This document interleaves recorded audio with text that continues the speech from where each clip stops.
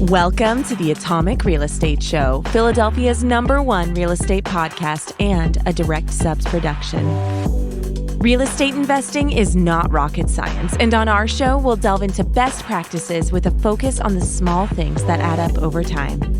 Please enjoy the authentic, informative, and actionable show with our host, Paul Jagelski. Welcome to the Atomic Real Estate Show, a podcast dedicated to exploring the world of real estate investing in Philadelphia, Pennsylvania. Whether you are a seasoned investor or just getting started in the industry, this show is for you. Join us as we dive into the latest trends and insights in the Philadelphia real estate market and hear from expert guests who share their knowledge and expertise with us investing into the dynamic city. This show is brought to you by DirectSubs.com. Please check them out at DirectSubs.com. And they focus on building connections for investors and contractors throughout the greater Philadelphia area. The Atomic Real Estate Show is your go-to resource for all things real estate in Philadelphia. I'm Paul Jagelski, your host.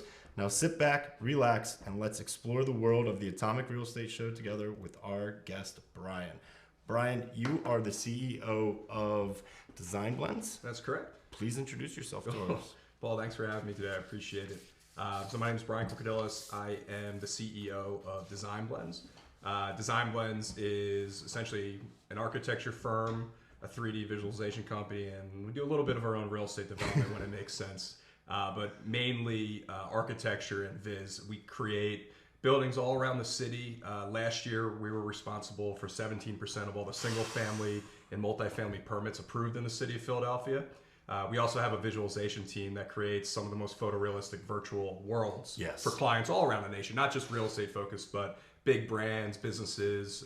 We work for clients like PGA Golf, visualizing tour centers. So anything that you can conceive of that doesn't necessarily exist yet, we can create virtually and make it look as it's photorealistic. So I want to hit on that real quick. Sure. I dove into your website for a little bit and I had some problems on it because I couldn't figure out what was actually like befores, durings, and afters because your renderings, they fucking look real. What technology are you using to be able to do that? Tech is a huge thing at DesignBlendz. We're always on the latest and greatest technology. We're always trying to find what's upcoming, trying to get ahead of certain trends as they're coming out. But the technology we're using for the visualization portion has been around and it's used in movie sets. It's CGI software essentially, right? So you see, Lord of Rings, Game of Thrones that people are familiar with, all these crazy scenes. That technology, we're just using it in real estate, right? We're changing we're not building motion pictures over here, but we're using it to show buildings and show things realistic. And the clientele that we work with needs it to look photorealistic. Yeah. It can't, like to your point, it can't look like a rendering. Yeah. No, that makes a lot of sense. Mm-hmm. And sticking on technology, because technology is a big thing right now in the industry, all around. You've got AI hitting it. You've got what you guys are doing with the visualization out of it. What are you focusing on as technology for your company to be able to grow right now? So for technology-wise, especially on the architecture side, something we've always been a proponent of it's called BIM. It's Building Information Modeling. Essentially, what you can do is, as you're drawing the building, you're allowed to gather information from that building. So, how much square footage are in rooms, window schedules, things that are digitalized. And what's unique about BIM is when you change one thing in that virtual world, it updates all your floor plans, all your sections, your elevations. You don't have to keep drawing line weights, right? So BIM is a big part of DesignBlendz here, and it's helped us, prevent change orders for our clients. It's helped us identify things and look at, do clash detection ahead of, putting out a 300 unit drawing set for 4 buildings, over multi-acre sites. So on the architecture side, we've always been doing that. We've actually, firms hire us to help them with BIM because it's a big overhaul to get that implemented into your architecture firm. Oh, that's cool. Yeah. That's awesome. So yet another layer that you guys do within there. So you mentioned design trends right now. Mm-hmm. What do you see as the current design trends in Philadelphia? Where do you see other builders having issues, mistakes that they're putting in? And how are you helping your clients stay localized from what the building should look like according to where it's being built? Yep. I think one of the biggest things right now that if you're developing any sort of real estate in Philadelphia, the permitting process is constantly evolving and changing. Yeah, we'll get to that. But one of the things that since the amount of volume we do in the city, we're sometimes I know we're getting comments first before other architects as things are changing. So as we get them, we're tinkering our processes internally. We're updating our checklists prior to submissions, but it's one of the reasons why people come to us is because of the volume and seeing those things, so you don't get all the way through and go, oh, I forgot to order a geotech. Like there's things that constantly keep changing, and we've just seemed to we have a pretty good pulse on how to keep that harmonized on the project for our clients without them freaking out. I like the word harmonized. So you did mention you pulled 17% of the permits last year. Well, not of the permits, of the units approved. Oof, that's a big overhaul, dude. It's a lot. It's a lot. So how are you working with the city to be able to? Because I've worked with the city, and it is not exactly the most fun situation in the world. Yep. But if you're doing that volume, how? Like, are you designating somebody to do it? Is it? Are you sticking up to the laws? Like, I mean, as you said, everything's constantly changing into it. So give us a little insight into how you're dealing with the city on such an astronomical basis. At any given time, so one of the changes, I just want to back up a sec for something the city did. So back during COVID, I think it was 21, the city, or actually it might have been 20, the city completely overhauled their entire permitting system to, instead of having physical copies of paper that you would go down to the municipal service building, take that roll of paper and, no joke, throw it into a trash can. Yep. And sign in that you threw it into the trash can. And then you'd maybe hope to hear later down the line that you got an email that they received it and it's under review. Well, that process in the middle of COVID completely changed. It required everybody that interfaces with L&I to get into their Eclipse system. Yes. So fast forward now, if you were to open up and pull up our Eclipse system, at any time we have hundreds of projects in there in various stages of reviews, second reviews, waiting on contractors that insert their information, assigning jobs. So we, in-house, we have somebody full-time that handles that. That's literally their full-time job in 5 different states to do all the permitting in our office. 5 different states? Yeah, to do all the permitting. Dang. Full-time. What states are you guys in? So right now, architecturally, we're licensed in, let me make sure I get this right, Florida, North Carolina, Jersey, PA, and Delaware. Oh, that's awesome. Yeah. And the one thing that people don't realize too, most states have, it's called reciprocity, essentially, since, Scott, who's our, COO and licensed architect that's stamping our drawings, he can essentially, for $60 in some states, and submission of our insurance forms, can get licensed in other states. But we only get licensed as we move with our clients. All right. Well, I like how you're taking care of the Northeast, and then where we retire down south. Maybe someday. Maybe out west. I like Colorado. That's where I live. All right. Well, I'll see you in Florida when you come visit down there, because that's where I'll be out of it. But going back to the trends in specific neighborhoods out of it, what are you looking at when you're designing a building in a specific neighborhood? So say you're looking at South Philly versus Port Richmond, or up near Strawberry Mansion when you're looking more towards the actual center city part of it. What trends are you eliminating or putting in to make sure that they hit properly? I wouldn't necessarily call them trends. I would more, a lot of our clients, when we're going into different neighborhoods, some of them are going for what's known as variances, right?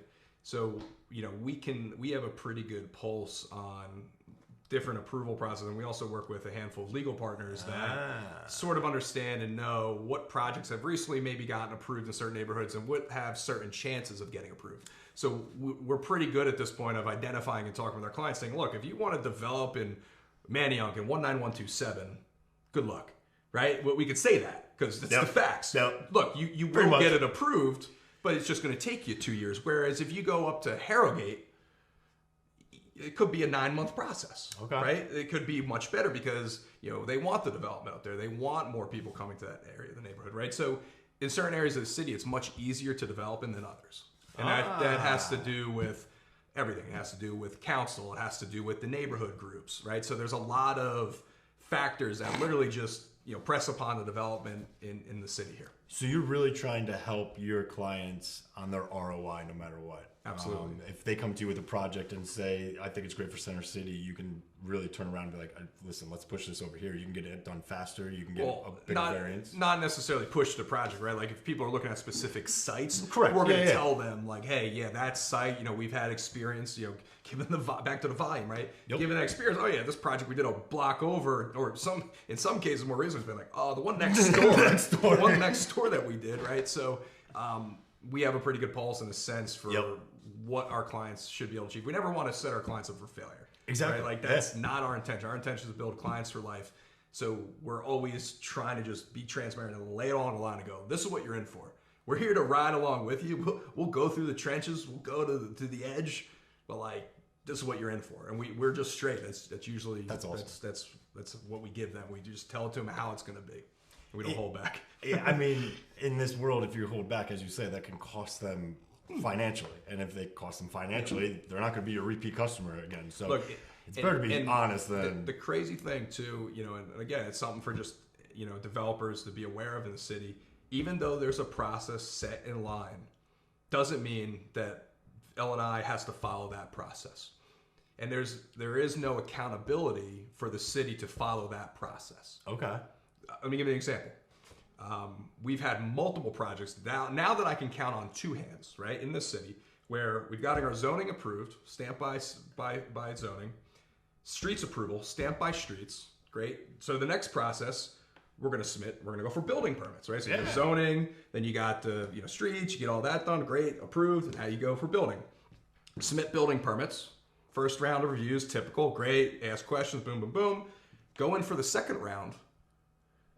City planning comes in and goes, nah, we don't agree with the zoning interpretation. That zoning is incorrect. So now I have clients that have pulled hard money loans, prepping for construction that are now in a situation where they either got to fight the city and sue them, or they have to go for a variance or redesign the whole project. Yeah. So they look at me and go, Brian, what the F? And I say, I'm sorry, like this sucks. I feel for you. It's happened to me. It's happened to my friends. It's happened to our clients. But this is what's happening in the city. So even if projects are by right, we've seen council members appeal the by right projects. Yep. Look, Philly has come a long way since I came here. I came here in 2008, and there was areas of the city you didn't go to. Some of those areas of the city now have $1 million homes, condos, a lush nightlife scene with new restaurants. Everything evolves. It's gotten to the point where it's Wild West right now in development here. It's purely Wild West, and you have to know that coming to Philly. And there's good and bad to that, but it is still Wild West of, am I going to get this project approved? Can I rely on the city to get me that project? Can I rely that I can build a business here? And it is challenging right now. It is. We see so much crazy stuff happening, and it concerns me a little bit, but I also don't know how things have to get worse before it gets better again. I agree. And that's what it's going to take. It's just going to take time. How do you think we get people coming back into moving into the city right now? Well, one of the challenges that we're seeing, with some of our projects and even our clients' projects is the affordability factor. And what I mean by affordable, I don't mean affordable housing where it's an AMI of 80 or 60%. I'm talking that buying a lot for money, building it for money, and selling it or renting it doesn't pencil. Nope. It's not penciling. Every one of my clients has a project or knows somebody with a project that is not working at the moment. Yep. And there's tons of factors for that, right? Yeah. Easy one. Let's look at the economy, right? We have rising inflation and interest rates as of this morning are sitting at 6.3% for home loans, because I talked to one of my friends, Kyle Kelly, who's a broker in My City Mortgage. 6.3% this morning. Great. So your buying power a year and a half ago was double what it is today, right? Yep. So $1 million house back 2 years ago, because I $4,000 for a mortgage. Yep. Today, $8,200 for a mortgage. It's insanity, right? So what that does is essentially, if a joint income or one income could afford that $1 million house, and you're approved at the $8,000 a month. Well, sorry, that $8,000 a month right now is getting you a $500,000 house. I can't build a house right now in the city of Philadelphia for under $400,000. Dang. So work with me, right? So that $500,000 house I have to sell for. So $400,000 to build, $100,000 for the lot, $25,000-$30,000 in soft costs. The deals aren't working. Yeah, I mean something's got to give somewhere. And the true thing, what I believe has to give, is the density.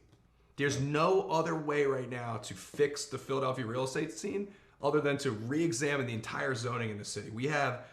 Philadelphia's zoning needs a full overall. It needs a full one. And look, it's a difficult conversation to have because there's people that are against it. And look, they have every right to be against it.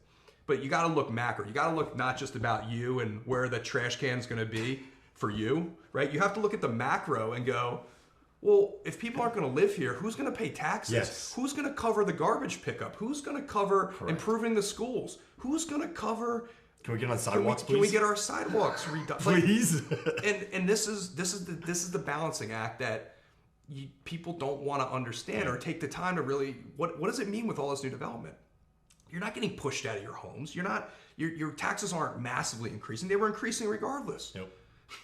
They're always going to increase, but the value of the homes, that equity for people will substantially increase. And that'll help them long term for generational wealth. Yep. And it's challenging for me to see it all happen, and Philly's at a halt right now. We have 2 projects in our office that are PUDs right now. Really? 2, meaning multi-houses, right? Single family house, like 4 or 6 in a row. 2. Dang. 2 years ago, been like 30, 40 at a time. The reason you can't make the deals work. So only multifamily and rentals. So what's happening right now is rentals are skyrocketing because people can't afford to live. They can't afford that $8,000 a month payment. So, well, they can, but they're going to have to, pay $3,500, $4,000 to live in a nice high-end 2-bedroom apartment somewhere down towards Center City. So are most of your projects right now, as you say, for multifamily? Absolutely. Wow. We only have, and look, we'll do high-end custom houses for people. We have those always going on. But traditionally it'd be like, oh, we got 15 homes, 30 homes, 18 on this side, 18 on this side. They're not happening right now. So you've really seen a swing in that. Yeah, that's gone. That's non-existent. That's crazy because, as you say, that used to be a consistent business. I mean, how many times can you drive around the city and see a home being extra layer being put on top? Blink going back. The other scary thing is there's I've seen a lot of developers doing high-end stuff, right? Like let's talk the Laurel for a second, right? Starting price at the Laurel, I think it was like 2.8 or 2. I think it's 2.8 is like entry, right? Beautiful skyscraper in the city overlooking the park, beautiful 360 views. There's that product, right? Everything's covered, paid for you. Then you have a slew of homes that are in that $3.5 to $4.5 million zone. Those are sitting. Those aren't moving. Because that market is so limited, but some of them will move and trade. But I'm worried about those developers because where the interest rates are sitting and how long they're going to have to sit on that product. I mean, that interest is at 10%, and you minimum, and you build. You could have $160,000 in interest going.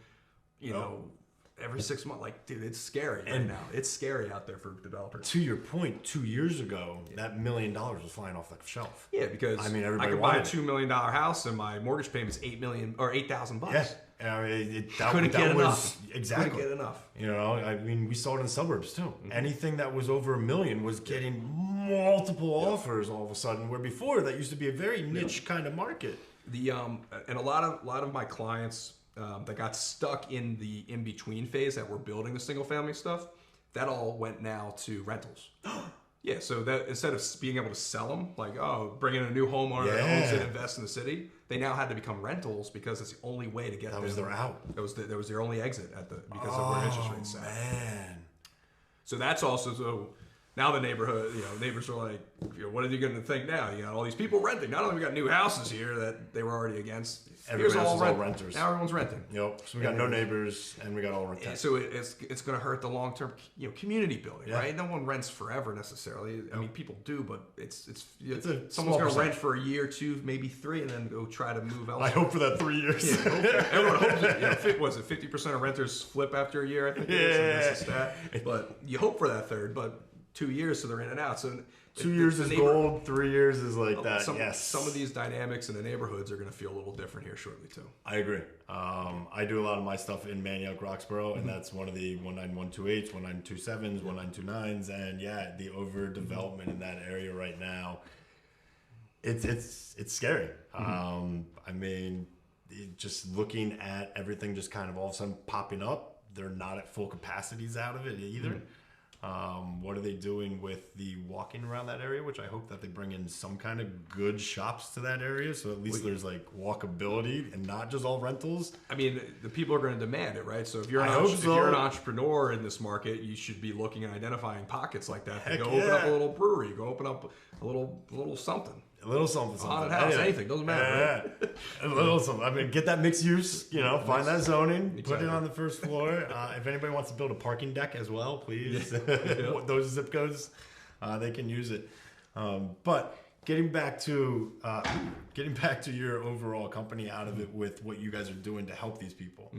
Have you seen an influx? I'm going to go back into technology real quick. Have you even seen it with that high end, all that technology coming in, talking smart locks, talking all the lights being hardwired and actual 10 years and so forth, the smart stoves that I've seen that connect to Bluetooth and so forth now. Have you been seeing that going in as well into these high ends, or is this still kind of on the super high end stuff? Yeah, absolutely. Okay. But the $1,000,000 3 homes, not necessarily. Wow. Okay. So they're still kind of basic. They're just they've got that price tag to. I mean, everything has a some feature, but it's not your fridge isn't ordering groceries for you yet. My God, but I've seen those. Yeah, I don't necessarily want those. I'll be showing up and having 85 peppers at my door. When you're seeing these developments going up that you haven't helped, do you ever sit there and be like, "Ooh, what a mistake on that one"? I think everyone does to some extent. There's definitely projects that were like, why did they choose that material? Yes. Okay. The other thing, to the benefit of like the architect, I'm not sitting here. There's a lot of other good architecture firms in this city. But the one thing to all architects' defense is we'll spec something that looks beautiful, and we're not necessarily always involved in the construction of it. So, you might spec a hardy plank on the side of this corner of this building that is exposed, at the corner, and that developer goes, you know what, vinyl 3.5 inches is going to look real good instead because I just saved $5,000 on the side of that house, right? So, to everyone's defense that's designing in the city, that happens all the time. And there's nothing we can do, right? It's not my money to put up. I'm not building it, right? So that's the other piece of this. Yeah, sub out. And then eventually, there's a disconnect. Exactly. When we're talking different neighborhoods out of it, do you see any zip codes right now that are hot markets? Anything to stay away from? As far out as you can go. Yeah. It's because that right now, those are the neighborhoods where, so again, back to like what's working today, right? We're designing a lot of 75 plus unit buildings. Right? Dang. Those are happening where the larger parcels are, right? You're seeing a lot of stuff up in the Huntington Park area. You're seeing stuff up in the Northeast coming where you're not so congested to Northern Liberties. There's always will be stuff there, but a lot of these speculative neighborhoods are still happening. It's because people started slowly developing it. Now it's like, all right, boom. There's people need an affordable apartment. Yep. You can't get that next to Rittenhouse. Nope. Right. So, but you can then hop on Broad Street line and be in Rittenhouse. Right. Like, so that's what's happening. But yeah, a lot of these larger projects are skirting those. They're like the fringe. We call them the fringe zones. Okay. Right? Like they're just about to flip over. Okay. Any areas you would say stay away from? I mean, it depends on what your goals are. Okay. Right? That's fair. Let's go back to the Manioc example. If you told me today that you didn't want to build that project for 3 years, come to Manioc. All right. Seriously, right? It depends on your goals, right? But if you're like, hey, oh my God, I got a year runway of cash and my loan and this, and I'm going to build a ground up house. I need to go for a variance. Not happening. I like it. Right? So again, that's... Dude, you really work with your customers. You have to. You have to. Because everyone has different goals. It's like, you want to tell them what's real. Like, I got 3 projects in Manioc that I've been going through entitlements over 2 years, and I own an architecture firm. Oh my gosh. Crazy. right? So it's again, I'm not gonna lie, it's what's gonna happen. It's gonna get appealed. You have neighborhood fight. It's gonna, right? But that's just this area. But you go to other zip codes, it might fly quicker. But there's no place I would stay away from. Right. It's just I'm okay waiting 3 years to put a shovel in the ground. I'm happy they delayed me 2 years, because if I was sitting with $1.5 million houses right now, I'm not sleeping. Yep. I'm not sleeping well. See, I like this though, because you're actually trying to figure out not only what the project is, but who the person behind the project is, and really help them get to that final goal out of it. Where most people would be like, yeah, I can design that for you, no problem, blah, blah, blah, blah, blah. There it is. You go deal with it. But you're really looking out for the person. And not only that, we do this, right? So I've been in their shoes. I'm always in their shoes, right? I'm flipping projects. I am building ground up houses. I'm doing adaptive reuse projects. I understand how it works. No. So here's my experience. Nah. Let me tell you. So with your ear to the ground right now, this is going to be a personal question for myself a little bit, and for the public. 76ers going to get that stadium approved downtown? It's an arena. My apologies. Look, do I think it's going to happen? Look, I think they're starting the conversation. Do I think it's going to land there? No. Do I think there's a possibility that it moves somewhere? Yeah, why the hell not? Because the other thing too is you look at that parking lot. That's a massive site there near the stadiums. The real question everyone should be asking is, what the fuck's going there? Yes. Thank you. Why is the question not going? Well, hold up. Regardless of where the stadium's moving, what are we doing with that parcel? Mm-hmm. I agree. I mean, I would tell you if I had to bet, if I could move chips on it, I would say it's going to be a massive mixed-use development down there.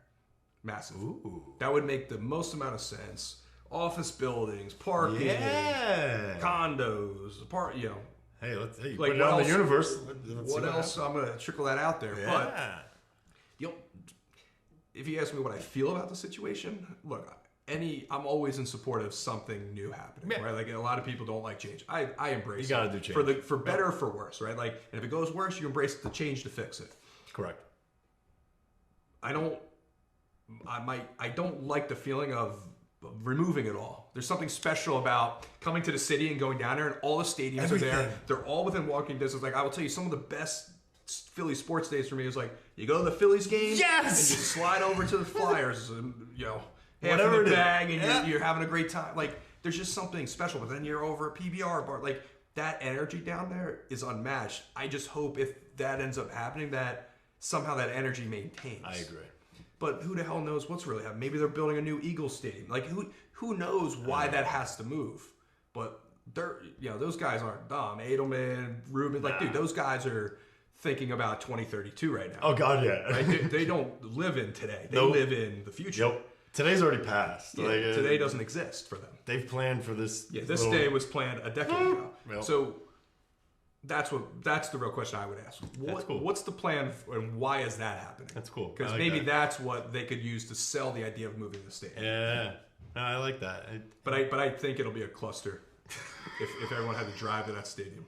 Yeah, well, I don't live in the city, so I would take the train. There's no way I would try and drive down there. Take mass transit. Absolutely. And I mean, that's one kind of thing I do see as a nice thing of them moving it, is just because maybe we can redo some mass transit to kind of help our situation with mass transit. Yeah, I think that has to go hand in hand, right? But I also, something has to give there. You just don't put that stadium there and everything's going to be perfect. Yeah, I agree with it. So I love technology right now because it's just the greatest thing. I'm using AI in my own life and everything else. How are you guys leveraging technology that's being developed and thrown out at you? Are you AI? Yeah. It's a good question. I have a couple answers. Sweet. Let me tell you I'll tell you the last AI thing I used. I wrote a sublease for Terry for the space. That's using awesome. ChatGPT. That's so cool. Right? I used it to write a contract for a rental agreement for an outdoor space that I have at one of our buildings that I'm going to be putting out for weddings and different events that are going to be hosted all on weekends and stuff. I had it write me that, and I would just keep feeding information. No, I want to do this. I want that person responsible for cleaning up the trash, and if not, it's getting subtracted from their deposit, right? Like, I was plugging it all in, and at this point, I've reviewed enough contracts where I'm fine doing some stuff without a lawyer. Yep. Like, you always need lawyers regardless, but like some stuff, some low-hanging fruit, like in the past, I would send it off to my lawyer. Hey, get me a rental agreement for this, but like I had no need. Dude, that's awesome. No need, right? I know we're using it to reply to tenants. So tenants in our building, right? Like, give me an example. One of the tenants wasn't picking up after their dog, right? Hey, ChatGPT. Put it in a nice way. I didn't do it, but our property manager did. Hey, ChatGPT. One of our tenants is not picking up after their dog. Can you tell them to refer to the rules and regulations of this and craft me a nice email that tells them to pleasantly pick up their shit, right? Yep. Boom, done. 30 seconds. It's amazing, down, right? Just so things like that are happening. That's awesome. Now, the permitting process, yeah, obviously, I'm always thinking ahead of how that's going to interact with like architecture.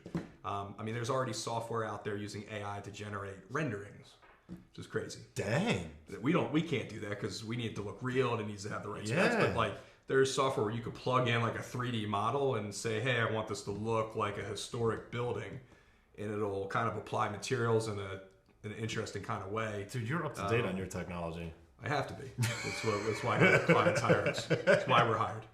Well, not only here, but obviously in your brain and what you're doing, you stay up to it. That's awesome. You're going to bring that kind of stuff into your company? Well, absolutely. Yeah. Slowly. We have an app that we created. It's been an app? Yeah, it's an app called Zoner, ZONR.io. It hasn't been updated. We have grand visions of rolling out a Zoner 2.0 with the latest and greatest with overlays and everything. But essentially, if you plug in any address in the city of Philadelphia, it'll tell you what you can do there by right. And if you say, hey, I want to do 5 units here, it'll tell you all the refusals that you're going to trigger.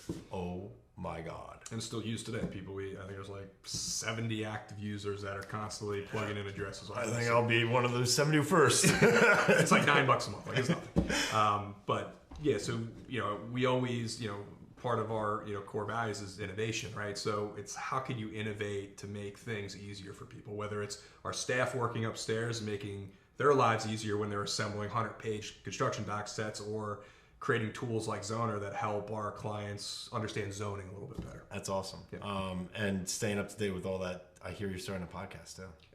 Well, I'm not starting. I am relaunching. I am. It's called the New How Podcast, and it's all about building businesses, real estate, and the metaverse in a new age of technology. The metaverse part of it too. See, dude, you and your technology, that's awesome. You're so up to date on all of it. I'm gonna have to have a conversation about that whole metaverse thing, because maybe I'll have you back on. You can just grill me with questions. Sweet, yeah. I'll be on my podcast. Yeah. No, that'd be great. When are you trying to drop that? 1 month. Nice. Yep. So you're hosting it? Yep. So I host it, and then I bring on just entrepreneurs in different varying businesses, not just real estate related, but just understanding how they started and leveraging technology and just chopping it up about entrepreneurship. Dude, that's awesome. Anything we can do to help you, we'll be here. Don't worry. I appreciate it. But yeah, man, that's so cool out of it. But back into this part out of it, what technology should investors look to be using on their end out of it as a client of yours? Like technology that they can leverage, or technology? Yeah, technology they can leverage. Look, the hardest thing, I've had clients that started here doing triplexes and are now putting up 70-unit buildings. It's crazy. The one thing that I can say that separates the really successful clients here versus the ones that are still successful, just not as successful as those other ones, is staying organized. Literally, organization. Here, because it's like we're asking for files all the time. We need information about who your contractor is, right? The clients that are super organized, that have correct folder structures for things, know the due dates of their payments to us, right? Like just the little things. Yep. Those are the ones that are super successful. And you can leverage technology for that stuff. There's apps. I use an app that's called InMotion. It uses AI to help generate schedules and things. So I have like to-do lists and tasks. So like today, if I look at my calendar, I'll have different things. And if I don't get to it, it'll automatically reschedule it in order of priority for me. That's really cool. It's just dumb stuff. Like I got to cancel like one of our Amex cards. Cool. But like, yeah. And I'm the only one, unfortunately, that can do that because they need, right? Yep. But it'll remind you, and like, that's super low priority. But like So it if has it to gets get moved, done. though, So if yeah. it gets moved or slide, like I'll probably do it at Friday at 2:30 when my brain is fried for the week, right? Like that's when that'll And get I done. really don't want to make that call. But it's gonna happen. But that's so things like that, like just organizational tools, and there's hundreds of them out there. That's awesome. Google, we use Google, Suite for everything, Yeah. for a lot of docs and things. But there's no real. You got to figure out what works for you. Is kind of my advice on that. Like I don't expect some client to come here with some crazy thing that like I'd never seen before. And then from our standpoint, our project management software that we use, it helps us stay very organized to be able to help clients with each phase of the project. Cool. That's awesome. So it gives a direct kind of line of communication to them throughout it. Yeah. How many projects do you guys have going on at any given time? Hundreds. Yeah, hundreds. And they're all in various phases. Some are waiting for.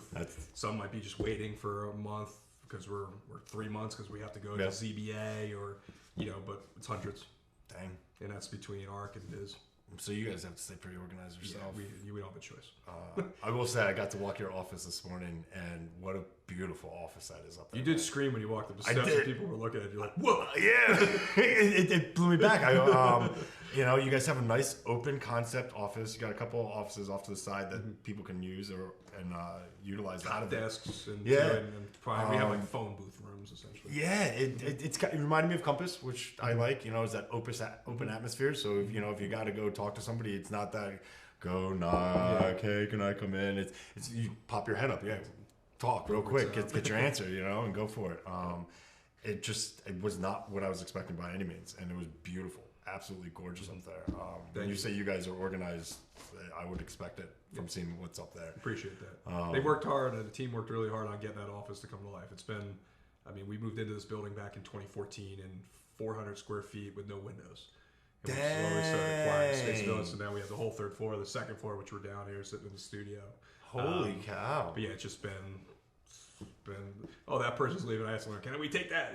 My office was actually on the first floor of this building at one point because I just needed space because I had to free up room for employees to come in and take my old desk. Right? Hey, good problems to have. Good problems to have. It's just, I love it. I love the process. And this is such a great location. I've done a couple of closings actually, ironically, downstairs in one of the other offices. Oh, nice. But yeah, this is. You're central to Manayunk out of it. You're right.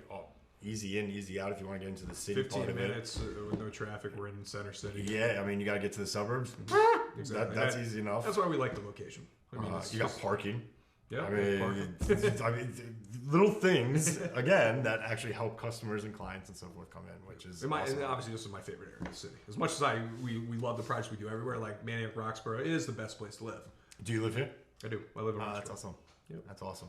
We lived here for about 8.5 years, and that's kind of why we ended up doing our rentals here, is because we just loved it so much. And the people, the atmosphere. We had dogs, so that was always a little bit of room, walkability. Yep. Yeah, and then if you need to get out to the burbs, you're 10 minutes. Exactly. If you want to go to Lowe's, cool. You're not, Well, you're not white knuckling it just to be able to go a couple of blocks. So yeah, we loved it out here. We did end up moving to the burbs, unfortunately, or fortunately, depending upon. We got a pool. I wanted a pool. I do not have a pool. Do you? No, I do not. Oh, I was gonna say, how did you fit one in around here? I love one someday, but that was not happening. In Philly. We lived in Florida. Exactly. We lived in Florida for about 4 years. I wanted the water. Manayunk just. If I was to buy here and have that pool, I was like, I can go to the suburbs and pay half the cost. Yep. So we did. We ended up going out there. But yeah, dude, I love it down here. It's awesome. That's where I keep my rentals and all that fun stuff. Awesome. I want to talk to you about zoning, especially because we're at Roxborough. What is the biggest regulatory issue that you've seen come up right now when it comes to zoning? Where would you like me to start? So regulatory in the means of let's talk about right now the give me a top you want to talk on affordability? Sure. Okay. Yeah. Affordability. The biggest problem in the city of Philadelphia relating to affordability and making things affordable for people to either buy, rent, or lease to own is density. Okay. How do we help it? It got to increase the density, unfortunately. So we're building all these units that are overpriced, and we're not going to really help it that way. We got no, you have look, you have a lot. Like I have a lot in Manayunk. It's, you know, almost 15,000 square feet. It's zoned for one house. Damn. Talk about privilege. Like, damn, right? Like, no, that should have been an apartment building with affordable housing. Yeah, at 75% AMI, or condos starting at $325,000. But one house? Well, that's what it's zoned for. So that's the that's the balancing act. That's what all my clients deal with, right? I have this big parcel and it's zoned for barely a pop-up beer garden, right? Like there's so that's the biggest challenge Philadelphia is facing, and it's that balancing act between, you know, council listening to 6 people on a block complaining and putting in legislation to try to what they perceive as saving themselves and their votes, right? But then you have a problem that no one's going to move there because they can't afford it, right? Taxes go up, interest rates go up. People are coming there regardless now. No. So the only way to get people there is unfortunately to put our big boy and girl pants on, right? And realize we're a 7th major metro in the U.S. Look at the larger ones. What did they do? Their density is much higher than Philly. Yeah. It was also shown that Philadelphia has more parking than any other major city. There's a whole study done. Damn, really? Yeah. Oh, shit. So we have enough parking compared to other cities, but what we don't have is the density to create affordability right now. You couple that with the interest rates, the expense to build, it's not happening. Yeah. And that to me, that's where my heartstrings go. I'm like, who the hell can afford to live in Philly right now? I literally have employees that can't find houses. They have to go. They're having to go on the outskirts of the city or out of the city. Or way out. Yeah. Or way out. Yeah. Flower Town, I hear people looking at. Like, okay, Norristown. Like, the affordability it's hard to find. And you know, I've talked to council members, and they don't believe it's a problem. Look, you can buy something for $200,000, but you got to put another $150 into it. Okay. Yeah. So now you're at a $3,800 a month mortgage payment. How many people can afford that? Right. I guess I'm going to go rent an apartment for $2,000 a month. But dude, you bring up a good point. If we can get, you know, even 75, 300 to 350, 2-bedroom. And you got to give, right? Like, look, I mean, look, for the example, I have a lot in Manayunk that I first tried to go for, you know, apartments, right? 32 apartments. If the city came to me and said, Brian, we'll allow the 32 units to happen, but I want half of them to be at 60% AMI. Okay. Where do I sign? Yeah. Great. I'll figure it out. I will maybe have to increase the market rate one slightly. We could figure it out. But the problem is there's no conversation. Right. It's not even, they don't even want to hear it. And it's the zoning, you know, I can chop this up for you for the next 8 hours of how I would fix the zoning process here in the city of Philadelphia. Well, you deal with them enough. I deal with them enough. But the issue, affordability is not going to change. And to me, both sides of the table care about that. Yeah. You know, everyone thinks that, oh, developers are rich, greedy, they're making all this money. Look, businesses need to make money, right? But if investors can't make it here, guess what? They're just going to go somewhere else. Exactly. They're already going somewhere else. The investors that are consistently doing 1 to 40 units of construction in the city, that we're doing 1 to 40 units of construction, are calling me for projects in North Carolina. Are calling me for projects. I got this thing in Delaware. Oh, I'm looking out in Norristown. Oh, I'm looking up in the Lehigh Valley. So we're losing our hometown people and we're bringing in outside people to now develop. You think it's bad now? You know, what happens when everything dries up and then you have national developers? That's my fear out of it, and that's what I'm saying. We're scaring out our hometown people, and then we're gonna ask for help coming somewhere else, and they ain't gonna get two shits about it. Guess what? You ever watch Yellowstone? Yeah, exactly, dude. That's what's gonna happen. You're gonna have we got $1 billion, guys. What's it matter? Oh, here we got 10 lawyers. We'll start suing everybody. You think it's bad now? It's gonna And that's where we got to get these hometown developers here. And look, they care. Look, and the other thing, all my clients, I mean, a majority of them live in the city. Yes. Right? That's what other people go, oh, it's just these people. They think it's everyone. Look, just people from New York, Connecticut, Delaware. Like, they're here. They're developing. But a majority of the people in that 1 to 40 zone are people who live here, operate here, want to see Philly succeed, want to create opportunities for businesses and growth. And the zoning density, literally, when you peel back, one of the things I do in business and all my businesses, when there's an issue, I have a process that I use through Traction by Gino Wickman, one of my favorite books. getting a grip on your business, right? Peeling back the onion. You identify, discuss, and solve. You identify the issue. We have an affordability problem. Let's discuss all the things that could potentially be related to that issue. Greedy developers, this. But when you truly, truly peel back that onion as far as it can go, you realize that the underlying issue, why there's no affordability in the city of Philadelphia right now, is because of density.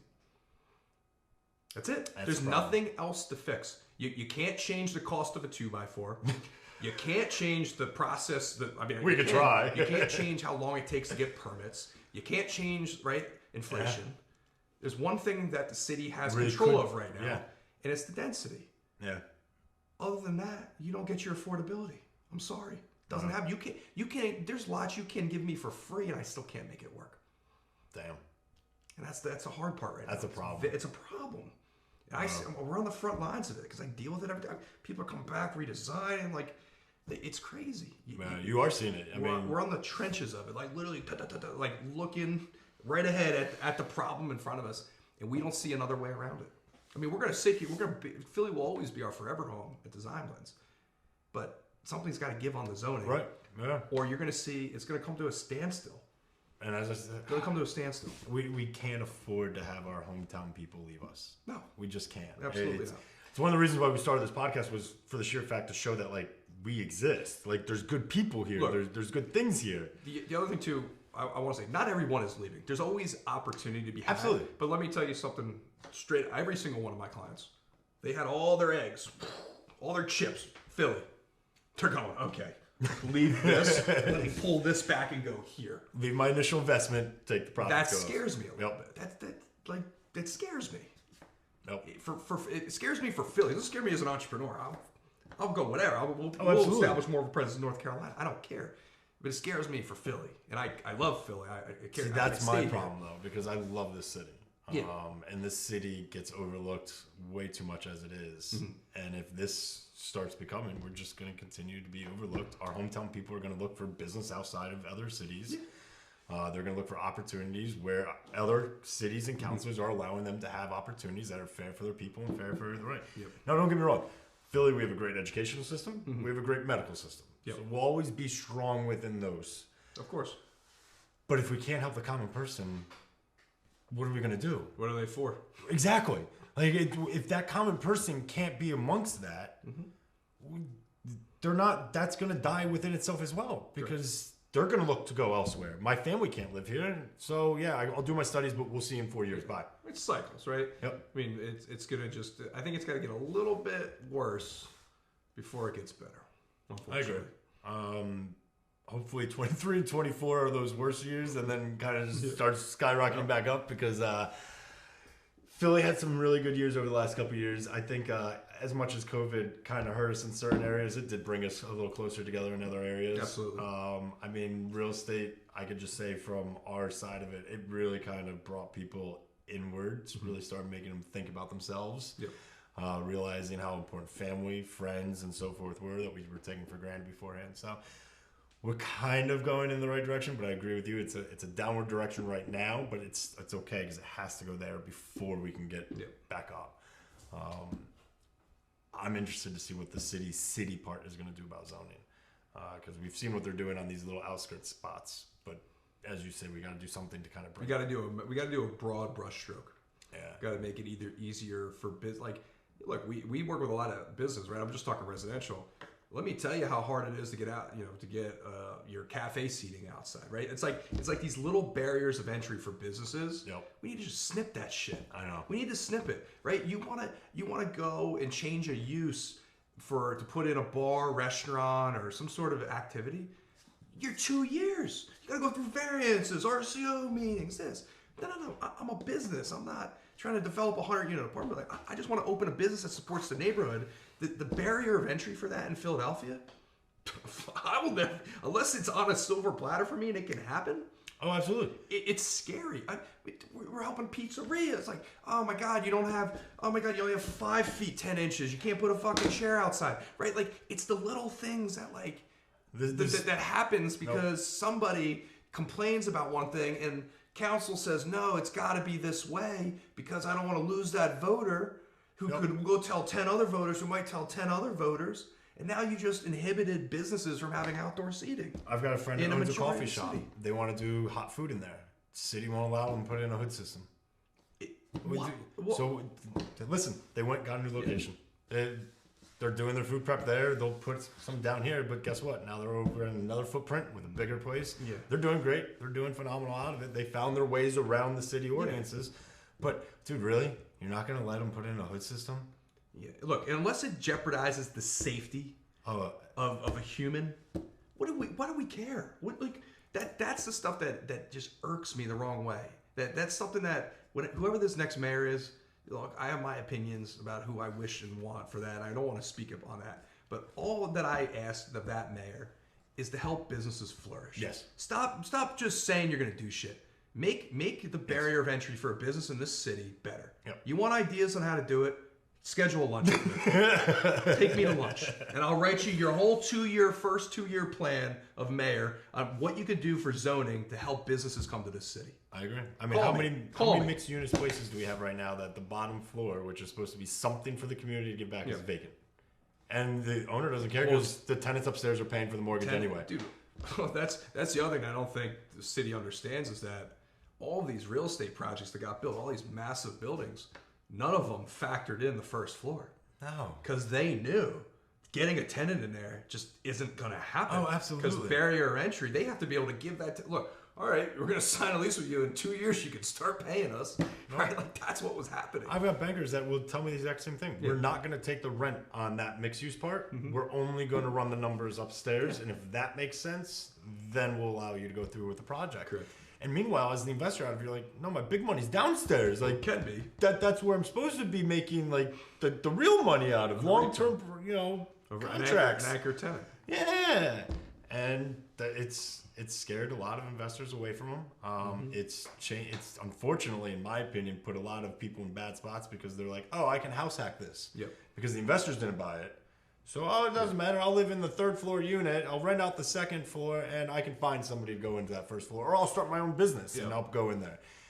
Fast forward 3 years, man, we're going to be in a lot of problems with those. And as I say, I saw it from a real estate agent's point of view. I heard my coworkers tell people, don't worry about your first-time house. Buy a duplex right now. Live in one. House hack it. You can get it later. I'm like, that's going to be the new landlord? Like, we're setting ourselves up for failure. Like, you're telling me that's going to be it? So yeah, I see the problems that you're talking about. I like your fixes out of it. It makes a lot of sense. You got to do something. You can't just sit by and stand by and just keep creating legislation that creates barriers. Like the first question I would ask if I was on city council when legislation is going through, what is the barrier that this legislation is creating? Yes. If it's none, pass it. I'm sure it's going to improve something. But if you're saying I now need a rodent infestation plan for an empty lot in the middle of Kensington, you're out of your fucking mind. I'm sorry. You're out of your mind. I understand it was meant to fix, someone that's gut renovating a house, but it blanketed the whole, what are we doing? Actually, that brings up a good question for me. So you work with people, obviously, from start to finish. Of course. How many times or I shouldn't say how many times, what is the big challenges when it comes to budgets when L&I just comes back and is like, you got to come up with a new development. You got to come up with a new paperwork. You got to come up with this. And your client's looking at you and be like, dude, what the fuck? We didn't budget for I get blamed first, right? Like, it's well, our fault. Well, that's what I'm saying. Are you going to fit this now into your budget? Or what's that conversation? And what is the big issue that keeps coming back that L&I's like, well, I can get an extra couple bucks out of him on this? Well, not necessarily that happens with L&I. It happens at zoning. Okay. What we're seeing is certain departments in the city, or maybe I won't say it's blanketed departments. We're seeing things in the city that they're literally attempting to try to inhibit development or slow it down. Yes. Now, look, do I keep spreadsheets on these people's names and who they are and the things that they're saying? Absolutely. Absolutely.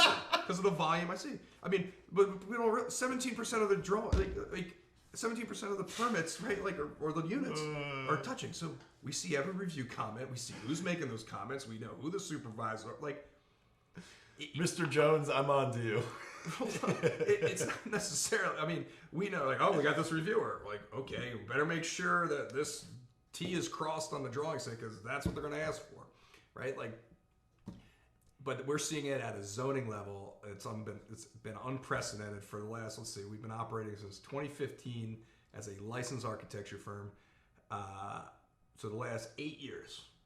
Today, the amount of BS that's happening across our submissions is unprecedented. And it's not only affects my business, like I deal with it regardless, right? I will always deal with it. But it's mainly affecting my client who, to your point, goes, what are they dealing with? Well, yeah, you buy a project, you think you can do a project by right, you meet and check all the boxes, and then you have somebody that just doesn't interpret the code the way that the licensed professional interprets it. Look, I'm the licensed professional. I'm putting our stamp on it. It's my liability, not yours. Yep. So why argue against the licensed professional? Yep. And when it's clear as day.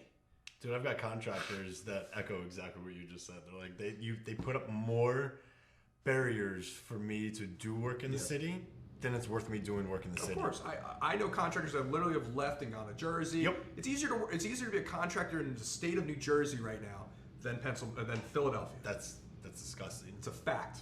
Disgusting. I'm hearing it from multiple contractors. And now I'm hearing other counties, unfortunately, picking up a lot of the Philadelphia BS with, hey, nope, you gotta go back, gotta get this one, nope, gotta go to that office and get a seal of approval for them to be able to work here. I don't mind that. What I don't mind, I don't care how crazy the process is. I just care that it's followed. All right, that's fair. I don't care if you have to go to left field and then shoot over to right field and then go back to the dugout and go into the locker room for 10 minutes and go back to the dugout to go back to center field and end up in left field with your permit. Like, I could care less. Just as long as it's as long as when I'm going out of the dugout to center field, you don't tell me I got to go all the way back to left field to start again, even when you approved it already. That's the problem. Fair enough. If that process is not reliable, how can investors, developers, anybody that, regardless of a real estate project, I want to come and open up. I want to come and open up a trampoline park in Huntington Park. How can I rely on a process that isn't being followed to put injection of capital to continue to grow and make the city an exciting place to be? And then not to mention, you said the time. So if it already took 2 years, I'm already sitting on that project now for 2 years, and then you just came back and said you got to start all over again because I don't agree. Now the one thing we say it's L&I, right? But there's a process. It's not just L&I, right? You got planning, you got L&I, you got zoning, you got streets, you got PICO, you got water department, right? Like all these factors. The underlying problem is they all don't talk to each other. None of them do. So they hate each other. One of the things is for the next mayor, right? Terry will clip this. For the next mayor, let's get all of the city agencies on the Eclipse system. Yeah. Work to get them there. We've spent I can only imagine how many millions of dollars they spent to build that basic system. Which sucks. I'm sorry. You have to if you're in it every day. But for you, I'm sure you're used to it by now. Like if they need some wireframes or like get an app developer in there to make it a little cleaner and searchable, like. Look, for someone who has 200-some projects in there at any given time, it's not as easy as it should be. I mean, hey, re-enter your phone number. Great. It brings me back to the first page, and I got hit next 100 times. Getting those city agencies all in there as one would be a massive win for the city. Massive. And that would help alleviate a lot of the investors' concerns. Because you get it, so it's approved in here, and then, well, wait, I have to go to this system to work with water department. Like, what are you doing? What? And then download this over to here and upload it over to that. Dude, I feel like if I was a new architect just getting out of school, I got licensed in a firm, I'm going to start my architecture firm. There's no way. You're never going to get a project approved unless you're like, it's crazy. I'm a landlord. Yep. I'm a real estate agent. One of my properties has now taken me over a year. We just got our license for it. Rental license? Yep. Yeah, of course. And it was the silliest, longest stinking delays. Yep. But yeah, it took us over a year to get that actual license set up and everything. I'm still working on yet another one because I have to go to the LED website and get that downloaded to this to be able to talk to that. Yep.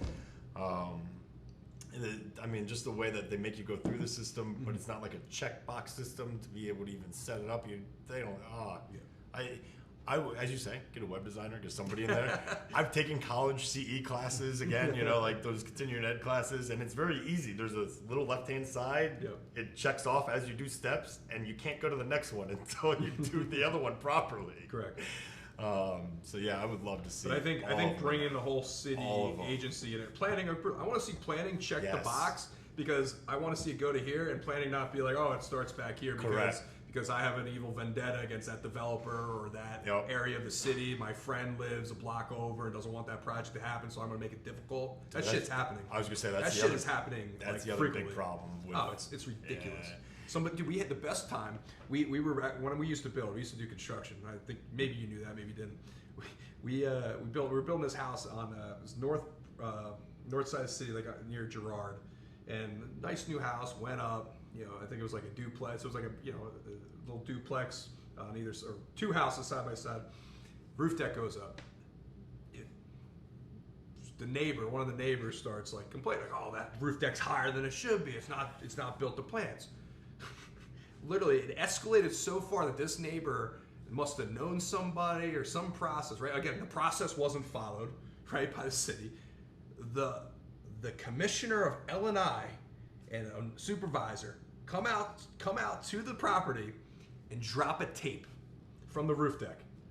Dude, are you the king of Philly or something? How did you get them out there? No, I know. They were called out there because somebody had some favor. Exactly. Don't fuck. But the best is drops the tape. Dead nuts. and I remember I don't forget who it was. Super high up in LA. I forget who he was. What the fuck? Why the fuck did I waste? I'm sure. Pissed off that he had to waste his time to do that. Dead nuts. Right? It was just like this is the shit that like you deal with in Philly. It's, again, back to the Wild West. I love it though. Trust me. It excites me as an entrepreneur. It's just like, boom. Like this from that point of view, it's a different aspect. Different aspect. But like that's the stuff that happens in all certain areas here. It's just it's a little challenging if you're new to the city. Just again, right? Joel Embiid, trust the process, right? Just trust it. And then when the process doesn't happen, right? We don't make playoffs or whatever. Just remember that for next year, as you're going back to the process next year on the same project, we have a better chance of trusting that process to get it through. That's how you develop in Philly right now. You just trust the process. Did you ever play Little League growing up? Absolutely. Doesn't Philly politics remind you of Little League politics? What do you mean by that? Dads looking out for their own, buddies. I think it's a buddy system in there. Look, the unique thing about Philly compared to other cities is like when legislation comes in, a lot of times it only benefits certain zip codes. Yes. Right? Philly, for one, that's why the mayor race is so important, because we haven't had a mayor in a very long time that's brought together all the zip codes, right? Like, we are the city of Philadelphia. We all pay our mother effing Burt tax. We all have our wage tax. We all live here and support here. We have the best sports teams in the nation, right? Like, nation, world, right? Like, Philly sports, the best, right? There's so much at all those culture. championship opportunities. We're an hour from the ski slopes. We're an hour from the shore. Like, Philly is amazing. Yeah. Philly's a great place to be. But the city has never been together. Nope. Politics have never been together, at least since I've been here, and that's 08. Right? I grew up in Jersey, but I've never seen it like, hey guys, we're gonna do this together. Yep. We're gonna all, you care about this, well I care about that. Like, it's funny, weird. I came here in 08 too. Yeah. And the first togetherness I saw was the World Series. I was like, this city's amazing! If you could base politics around sports somehow, that would be great. But I just don't think the way the charter's written in Philly, I just don't think it's going to happen. I agree. And look, the founding fathers, when they set this whole thing up here, like, I don't think they ever, it's hard to look ahead and see what cities could have become back then. But do I think they ever intended for somebody to have certain prerogative over these streets and whatever they say here goes? Like, no, like, it should be a vote. Like, there should be, the council members should all vote on that. Yes. Well, they do vote on it, but like, they play each other to get vote. Like, it's just so. You said it best. All the zip codes need to actually work together. Yeah, and that doesn't happen. None of this, hey, we're going to develop. What was it 2 years ago when COVID just hit? They were like, oh, each zip code needs to put X amount of homes in, but these are going to take over more because we can develop there more. Yeah. No, like, everybody has to work together for the city to be good. We have our pockets, the Northeast, the South, the Center, the Northwest, and the West, and they don't work together well. No, they really don't. And I mean, it really goes even down to our public transportation out of it too. Like, if you really want to, like, why are the council members so concerned with spot zoning parcels and caring about zoning? Why not? Let's fix the SEPTA system. Let's fix the Broad Street line. Let's get some cars. Let's put our energy and efforts towards something that benefits everybody. Everybody. Yep. And that to me has always killed me about the politics in Philly. Like, it's so backwards. Yep. Like, we're not thinking together. We're not, true change takes multiple people. Yep. Right? You can't just worry about your 12 blocks east and 12 blocks north. Like, what's that doing? We might as well be 7 different cities here. Well, right? Like that to me is that's where I get a little flustered here. Well, all right, 76. It could take you an hour and a half to get to Center City. Let's figure it out. Let's get every other city has figured out to either do a double-deck highway or to go over the river. Spend our money and resources on something that matters more. Yes. To the bigger picture of the growth of Philadelphia, development or not, a decade from today. Why aren't people writing books? Why aren't not writing books? Why aren't people putting stuff in change that they're going to write books about in a decade? Wow, the council members, the mayor all came together. They restructured the whole subway system, and now it runs all the way down here, up here. Faster trains. It's an automated system, like Boston. To me, like that's where the city needs to focus its efforts, not on giving a shit about that triplex that like on the corner in this district. It was 7 inches over the variance. You can't put a garage there. Like council has so much power to do better things for the city, and they're not doing it. I know. At least I'm not seeing it. It kind of reminds me of what we're doing as an overall society, where somebody bitches and moans, and all of a sudden everybody goes over, ooh, how can we fix that one bitching and moaning, rather than looking at the big picture and be like, no, it's just one person bitching and moaning. Yeah. Like, let's fix everything. Positivity is going to win every time. Yeah. Right? Just stay like that's all. I just stay positive. I know the problems, they frustrate me, and they frustrate a lot of my clients.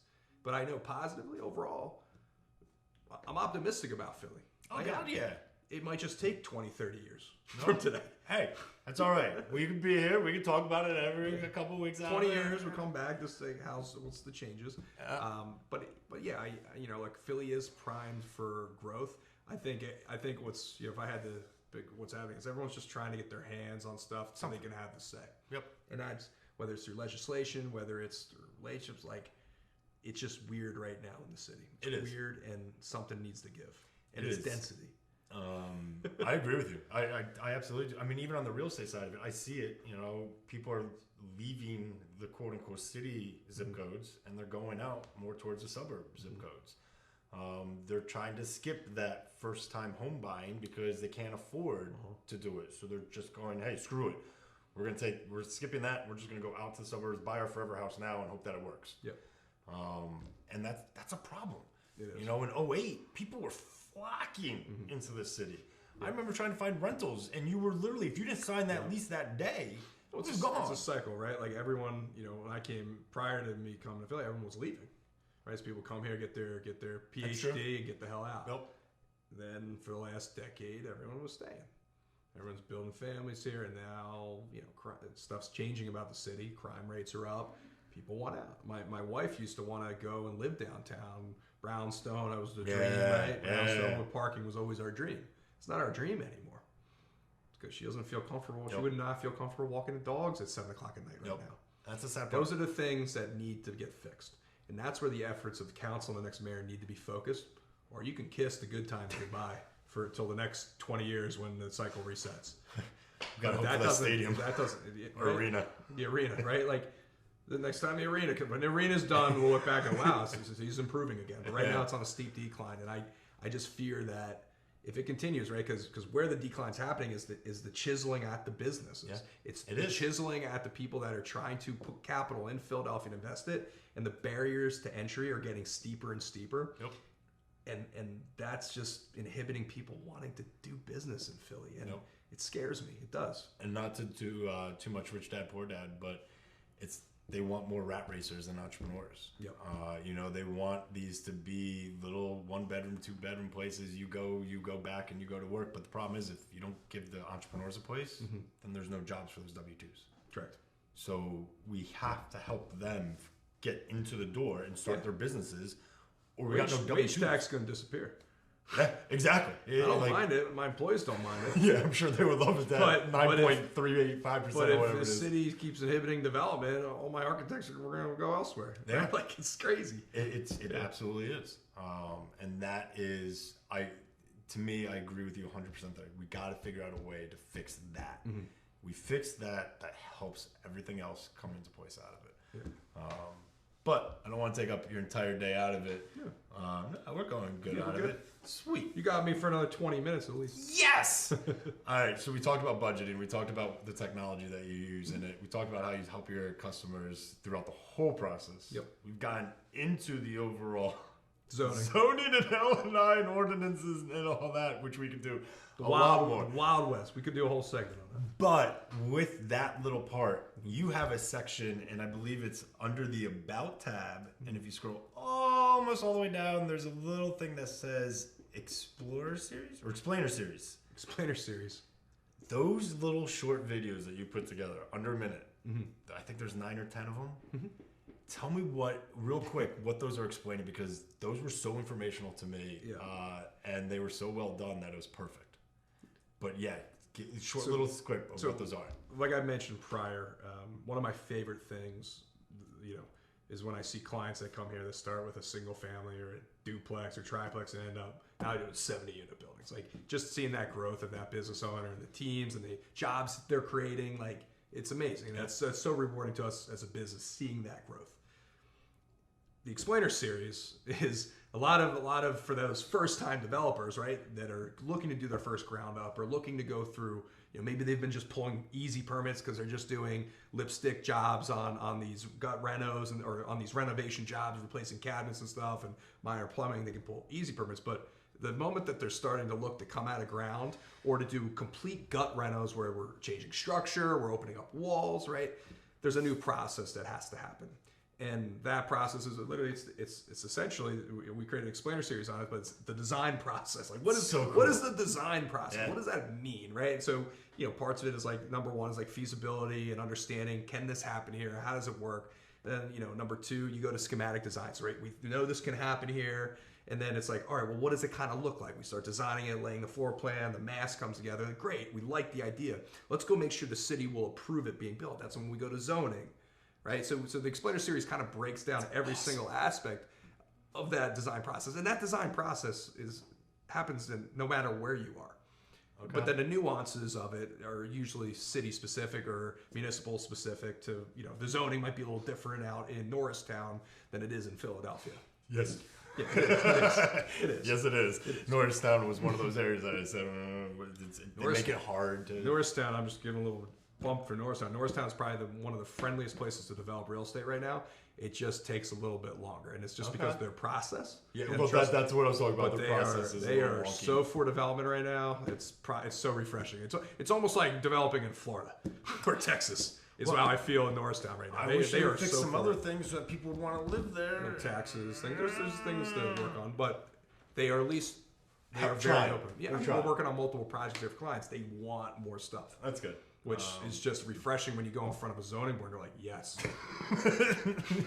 Wow, we see the value of this investment in our city or our little city out here and we want it. That's refreshing. That's cool. But that Explainer Series explains what each step means because, and when I send a proposal for work, what is the difference between design development and construction docs? Aren't they the same thing? Why am I getting charged twice? Yep. No. It literally helped me understand so much in such a short period of time. Yep. Not only just about the process, but about your company. Appreciate that. Absolutely, you are willing to work with somebody through all this. Yeah. Like, this isn't just, hey, we'll pick you up over here. We'll design this over here, shoot that off to you, and then we'll jump back in on step 4, and then you take it from there. You're literally just, let me hold your hand. And let me go through this. And let's make sure that this works properly. And we do that with every client. And that's big or small. Whether we're doing a 3rd-story addition for you or we're putting up 338 units in East Falls. Doesn't matter. Awesome. Or 238 units in East Falls. Doesn't matter. We will treat every client the same way. But it's just understanding that there's a process. You have to trust it. And it's going to work. It works majority of the time. Well, I mean, with a group like yours, I would assume it's going to get there one way or another. Yeah. Because your group doesn't seem like the group that's going to sit there and be like, no, we don't. That's a problem. That's a hurdle. We don't jump those. One of our core values is never settle. Yeah. So we don't settle. That's awesome. Talking to yourself, I see you as somebody that's like, all right, here's the goal. Mm-hmm. Here's the client. Anything that comes in the middle, figure it out. Doesn't fucking matter. Of One course. way or another, we'll get it. We'll work our way through. We're gonna get it there. We're gonna figure and it we'll out. make sure you get your goal. Yep. Or close to it. Right. Correct. Because let's be honest, 99.9% of all goals that we make, they're never the exact same finishes. I always shoot for 80%. Yeah, There's something right around there. But as long as we get there, that's the key part out of it. And that's awesome. For my personal right now, Florida, how much you guys doing down there? Feasibility stuff. Okay, that's awesome.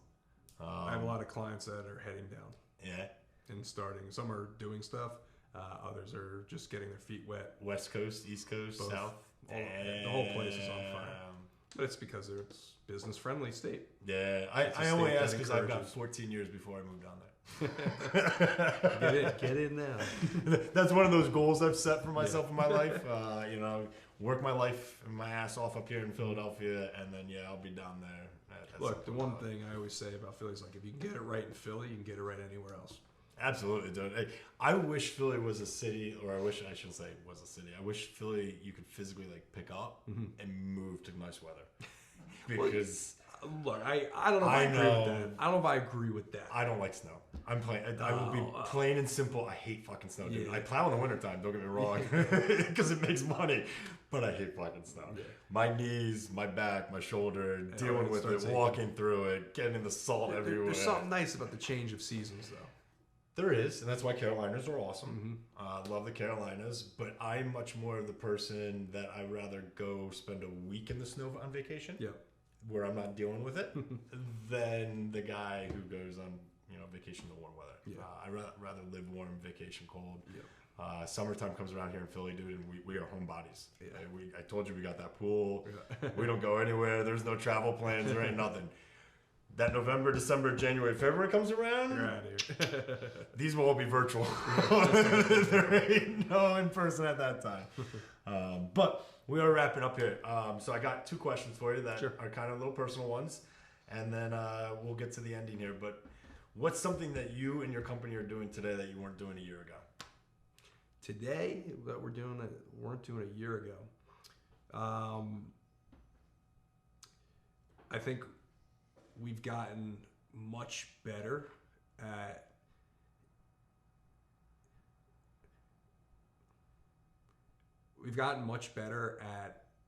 the process of dealing with architecture no matter where it is. Dang, I like that. Yep. All right. And advice for your younger self, because I know you started this, as you say, in your college dorm, which we didn't freaking hit upon. We could touch on it if you want. But yeah, what's advice for your younger self starting in high school? I was told this advice probably halfway through when I started. Just run out in front of traffic. Interesting. I don't think I've ever heard that one before. Figure it out. You just got to run out in front of traffic in the best kind of way and not be afraid, knowing that you're going to dip, dodge, duck, and dive to get through it. Right? Like that's entrepreneurship. You just got to run out in front of traffic, and that's entrepreneurship in the best kind of way. You're not sure if it's going to work out. You hope to. You have a vision of what could happen, and you have an idea that's big enough that it's going to help people for the better. But you never imagine that, someday in your office you have a podcast studio like this, right? Like, who knows? Was your college dorm this big when you started this company? The first office was not even as big as this podcast studio. And look at you now, dude. Well, it's the process. And the other piece of advice that I would definitely give my younger self would be try to stay positive as much as possible. I like that one. Not a lot of people talk about the nights where you want to just end it all, right? Not the bit like you want to shut the business down. This ain't gonna work, right?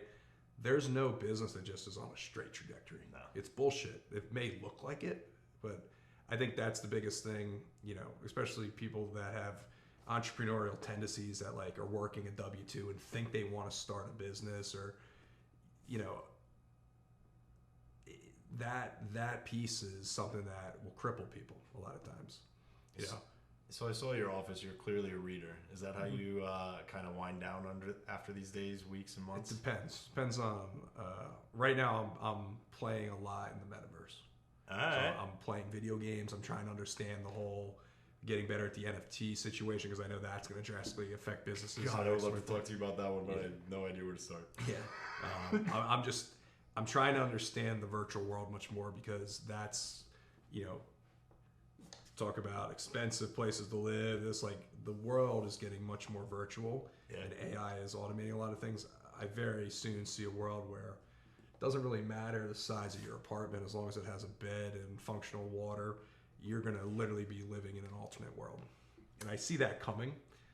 There's movies about it, was it the Black Spectacle or whatever, all the Netflix show there's, but I just see a world where, you don't necessarily need a 4,500 square foot house to feel like you're in a 4,500 square foot house. You see Facebook's little supermarket thing that they're trying to invent out of it. It's a virtual supermarket. You put on your 3D, you go shopping like you normally would, and then Amazon just sends you your groceries. Of course. I mean, it's twofold, right? You don't have to hop on a bus and get somewhere. So why do I need a car? So why do I need a 1-to-1 parking ratio and density? Right? So I see things that I know are coming.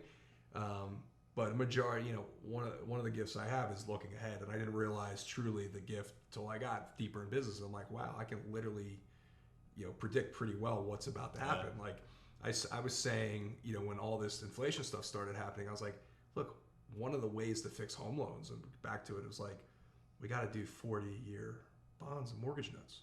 Well, Fannie and Freddie just released that they're doing a 40-year, but I was saying this 2 years ago when it started to get bad. I go, people are living longer. Like, why doesn't the Fed just increase the terms of the loans? That's smart. And all of a sudden they put it out. I'm like, so I can look ahead very well. And one of the things I see is that virtual thing coming. I know, it's so weird, but good for you for playing with it. Dude, I heard a virtual house sold for like $558,000 or something like that out of it.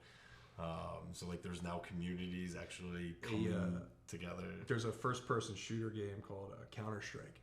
And there's this skin on one of the weapons in the gun. Like, it's like a Call of Duty game. Okay. Most people know Call of Duty. This game, one of the skins that like you could have on your virtual character just sold for $400,000. Can't they just redevelop it? That's what I don't understand. Like, but what I'm more interested in is why. Yeah, like that's because you know what's crazy? There's 1 million kids that play that game on a daily basis that would think it's cooler that person has that virtual skin than a Lamborghini.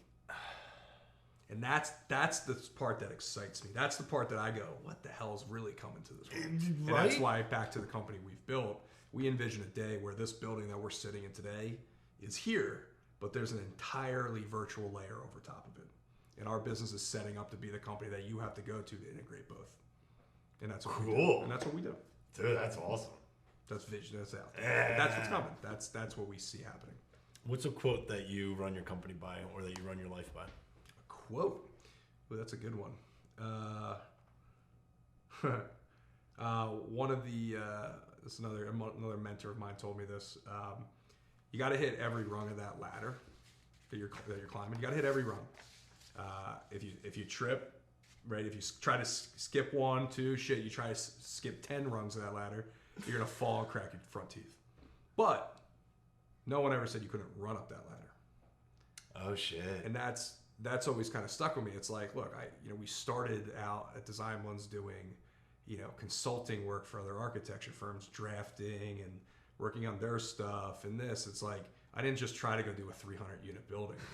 No, it wasn't your first project, right? But it took every rung of that ladder that we had to hit. So we did this, we made our first mistake, right? It's like, you can't just think you're here and it goes here, right? You have to hit every rung of that ladder, right? Like, oh my God, I'm gonna have this big business. Well, have you ever run a payroll? Do you know what a W-2 is? Do you know like health benefit? Like, it's crazy. But like, I remember like our first, one of our first projects we ever did, we had to, it was like a big modeling job. It was like, the person was like, do you have insurance? I'm like, what the fuck's insurance? It's like, I need that? Wait, what do you mean you need my COI? What is a COI? I'm like, what is a COI? I wish it was ChatGPT. Give me a COI, right? Like, but it's like you have to hit every rung of that ladder in order to advance in business. Look, and you hear these stories of companies blowing up. They have their issues too because they don't hit the rung of their ladder. Yeah, well, that's what you said. Ask Twitter. They're not a profitable. Now you got Elon Musk coming in and fixing it all and generating revenue with blue check mark. Like, you got to hit every rung of that ladder or you're going to have major issues. And you're going to have to go back to that rung eventually. Correct. Hey, dude, it actually goes right back into your discussion about what's wrong with our city. You know, if they actually had it set up where you were hitting every rung and you got to the end and it was great, it'd be awesome. But you get halfway through and all of a sudden they're like, yeah, that first rung is going to come back up on you. Well, what happens is you're standing on a tread of the ladder and they just pull it out from under you. That's what's really happening. It's not that you skipped it necessarily. They just go, oh, you're standing there, look this way, watch this. Ooh, there's a bird. Yeah, that's the unfortunate part. But look, it's business and it's government. What do you expect? Hey, you found your ways around it, and your clients seem to be very happy with it. Most of them. Not all. I can't say every client that's worked with us loves working with us. It would be, if I was saying that to you, I'm bullshitting you. But I can count on two hands the amount of people we've upset. That's awesome. Still. That's awesome. For doing it for this long and pulling as many permits and clearly working with as many hundreds of projects that you got going on, I think 2 hands is a good number to have on that. I do too. But Brian, this has been amazing, dude. Thank you. I had a lot of fun too. This is good. I clearly took my notes out of it too, where I'm going to be, setting up. I appreciate the book as well. Awesome. I'll be reading that. That's awesome. So I appreciate everything that you've given me today, especially your time. But unfortunately, that is the end of our episode of the Atomic Real Estate Show. There will be more actionable, atom-sized bits of information that'll be free for the taking in our next episode, so be sure to tune in next week. Real quick, what is your Instagram handle? Sure, yeah. Honestly, the best way to get a hold of me is on Instagram. It's just at Corcodilos, my last name, CorcodiLos on Instagram. Follow me there, DM me. Like that's where a lot of business goes down. That's where I get back to people. Calling me, emailing me, it's a black hole. DesignBlendz? And you can also follow at DesignBlendz too. Cool. Yep. And then once your podcast is up, they'll have its own? It's be the new Hal podcast. Yeah. Keep an eye out for that. Awesome. Yep. Sweet. Well, thank you again. And thank you again to our listeners. This has truly been my pleasure sitting down with you today. Everything that you've been going over, breaking it all down for us, actually giving us your insight and not just some kind of BS. I really do appreciate out of it. I look forward to hearing from all of our listeners. This has been a Direct Subs production. Hey everybody, let's be 1% better today. Thank you. I'm just hitting off. I don't have an off button. Cool. If you enjoyed our episode, please consider supporting the show by rating and reviewing the podcast. Also, check us out on Instagram at Atomic Real Estate Show to find out when new shows drop and to participate in our community Q&As. The Atomic Real Estate Show was brought to you by Direct Subs. Direct Subs is the #1 place for real estate investors to connect with local contractors for their flips, rentals, renovations, and new construction projects.